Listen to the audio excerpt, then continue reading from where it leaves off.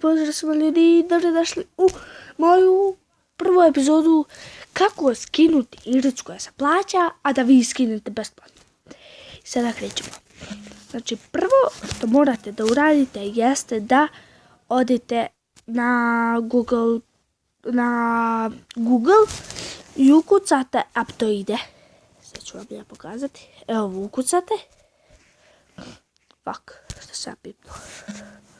I sad ću vam pisati ovu prvu. Sad ja kao pipnuo, ona ruka se pomljena, bre. Idete install Aptoide. Ja ga već imam instaliran. Odete sada kada vam se instalira gdje vam bude meni ovdje. Tu Aptoide.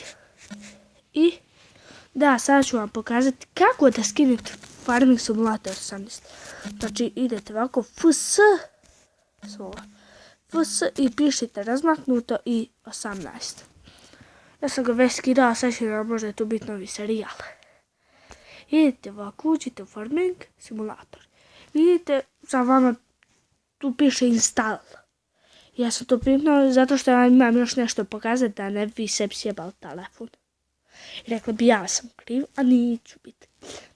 Sada dok se ovo vama instalira, ja sada da pauziram video, ja sam njega već metnuo da se on instalira i sljedeća epizoda će biti kako da instalirate Minecraft.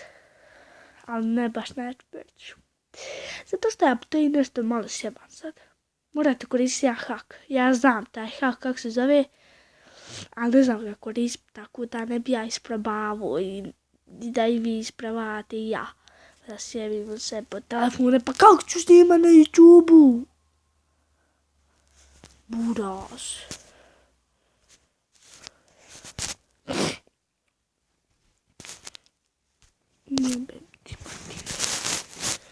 Sad ću sačekati samo da se ovo instalira. I da ljudi ovo instaliramo i samo se ovo dogodilo. Sad vidite na podešavanje. Sad vam piše tu zaštite. Idite nepoznati, fuck što sam pipnuo. What? I nepoznati izvor. Idite ovo, dozvoli samo ovu instalaciju. Idete OK. Naredna, instaliraj. To je to, što ljudima više pričati, to se instalira za minut i brzo, jel da? Nemojte mi pisati užasna frizura, znam.